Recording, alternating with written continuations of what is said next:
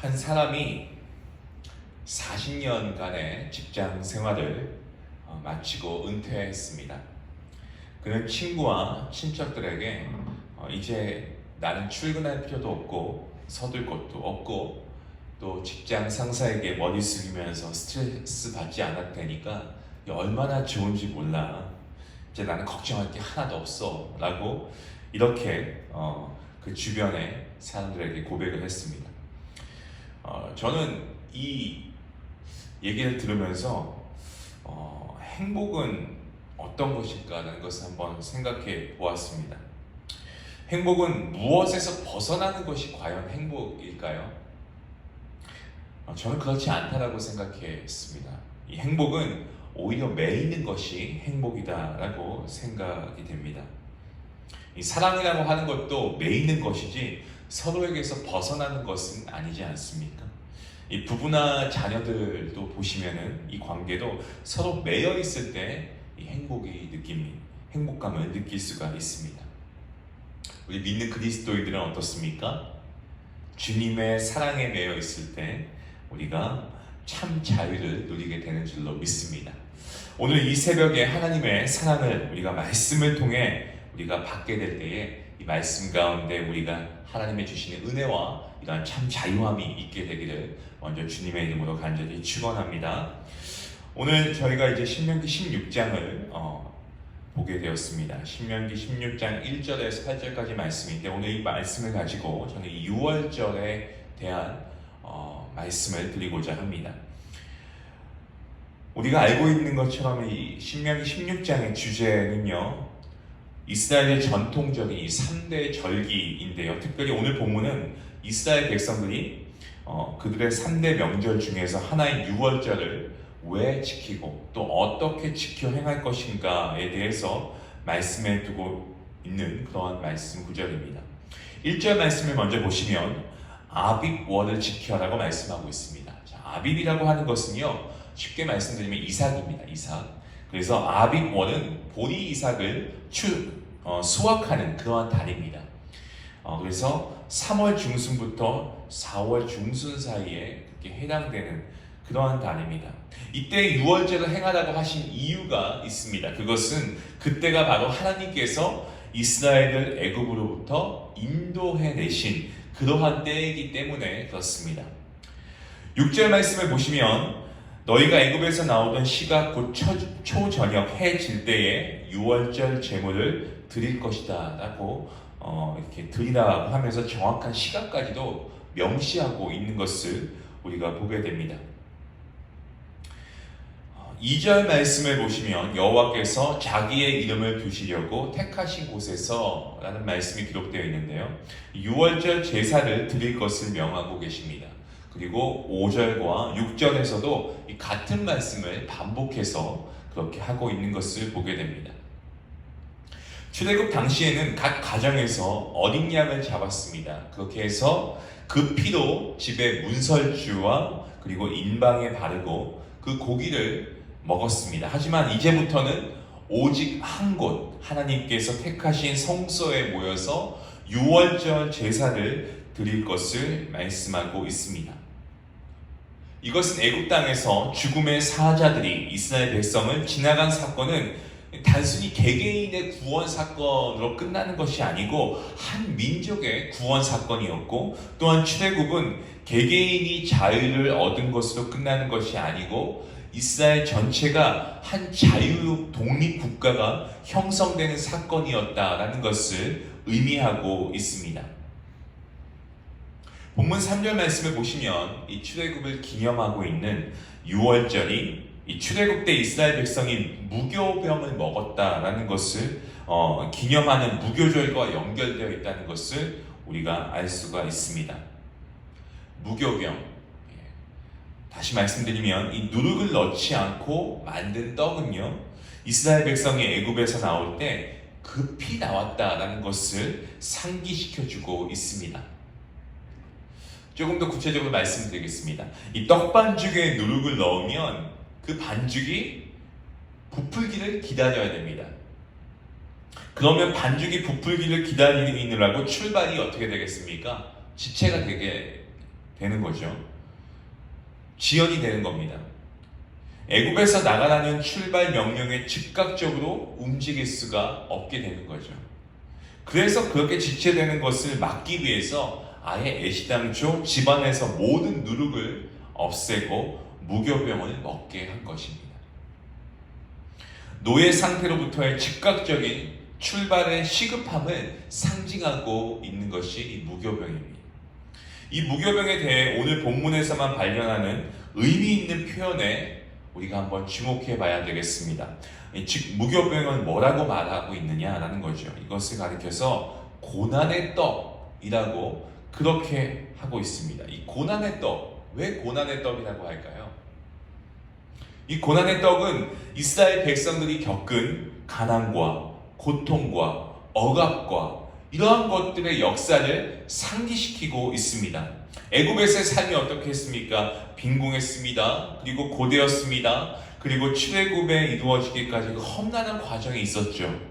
그리고 출애굽하고 난 그 이후 수십 년간의 광야에서의 정말 거친 삶, 이러한 여정들, 이 모든 것들을 상기시키고 있는 말인 것을 우리가 알아야 합니다. 무교병, 이것은 결코 좋아서 일부러 먹었던 떡이 아닙니다. 왜냐하면 그것을 고난의 떡이라고 했기 때문에 그렇습니다. 매년 매해 아비벌에 무교병을 먹게 한 것은요, 아비벌에 있었던 이스라엘 백성들의 이 어마어마한 사건, 출애굽을 이 전후한 고난의 역사를 기억하기 위한 그러한 것이었습니다. 그 고난의 역사는 대대로 기억해야 할 그러한 역사였다는 것입니다. 그래서 평생에 항상 애굽 땅에서 나온 날을 기억하라고 그렇게 말씀하신 겁니다. 애굽 땅에서 나온 날을 기억하라. 무슨 뜻입니까? 여러분, 이 출애굽을 허락하신 분이 누구십니까? 하나님이십니다. 이 출애굽을 허락하신 하나님을 기억하라는 말씀입니다. 하나님의 놀라운 은혜와 그 권능을 잊지 말고 기억해야 한다는 것을 말씀하고 있습니다. 이스라엘을 억압과 탄압과 고통에서부터 독립시켜 주시고 자유함을 주신 분이 바로 만군의 여호와 하나님이시다라는 겁니다. 이스라엘이 하나님에 의해 세워진 나라이다라는 것을 잊지 말라는 겁니다. 그리고 그 하나님의 은혜에 감사함으로 나아가야 한다, 이 말씀입니다. 왜 그렇습니까? 사실 인간은 그렇습니다. 좀 뭔가 편해지고 뭔가 우리 삶이 풍요롭게 되면은 우리가 과거를 잊기가 십상입니다. 오늘의 풍요와 행복이 어디에서부터 온 것인지를 망각하게 될 때가 있다는 것이죠. 하나님을 잊어버리는 때가 있다는 겁니다. 특별하게 누린 하나님의 은혜를 잊게 될 것이기 때문에 하나님께서 이렇게 말씀하고 있습니다. 오늘 저와 여러분도 마찬가지입니다. 지금의 고난에도 불구하고 우리가 지금까지 베풀어 주신 하나님의 은혜를 우리가 잊지 않고 늘 기억하며 살아야 할 것입니다. 하나님의 은혜는 과거에만 끝나는 것이 아니고요, 과거부터 지금까지, 그리고 우리가 하나님의 자녀인 이상 앞으로도 영원토록 우리에게 계속해서 이어지는 것인 줄로 믿습니다. 이 은혜는 단순히 한순간에 끝나지 않습니다. 하나님의 사랑은 변함이 없고요, 하나님의 은혜는 지금도 강같이 넘쳐 흐르는 줄로 믿으시길 바랍니다. 4절 말씀에 보시면 누룩뿐만 아니고 고기를 먹다 남기면 그 다음날 아침 식사 준비도 시간을 소모할 수 있고, 그래서 출발을 지체할 수 있기 때문에 아침까지 남겨두지 말 것을 말씀하고 있는데요, 이 하나님께서 명하시는 출발은요, 정말 지체 없이 바로 실행에 옮겨야 한다는 뜻을 기억시키고 전하기 위해서, 그래서 6월절 규례 속에 아예 뭐라고 말씀하냐면 그 이래 동안에는 내 모든 지경 가운데 누룩이 보이지 않게 할 것이다는 이러한 지침을 두고 계십니다. 누룩이라고 하는 것은요, 악한 것의 상징이 되고, 그리고 보이지 않으면서 아주 강력하게 활동하면서 어디에 들어가기만 하면 그 전체를 변질시키는 것이 이 누룩입니다. 예수님께서도 오죽하면 제자들에게 이렇게 말씀하십니다. 바리새인과 사두개인들의 교훈을 삼가라. 이러한 뜻으로 말씀하실 때 마태복음 16장과 11절 말씀을 보시면 16장 6절과 그리고 11절과 12절 말씀에 이렇게 말씀하시죠. 바리새인과 사두개인들의 누룩을 주의하라 라고 말씀하셨습니다. 묵은 애굽의 누룩을 다 내어버리고 하나님의 백성으로서의 순전함과 진실함을 가지고 하나님 앞에 서야 한다라는 말씀입니다. 계속해서 8절 말씀을 보시면 이렇게 말씀합니다. 너는 엿새 동안은 무교병을 먹고 일곱째 날에 내 하나님 여호와 앞에 성회로 모이고 일하지 말지니라 라고 말씀합니다.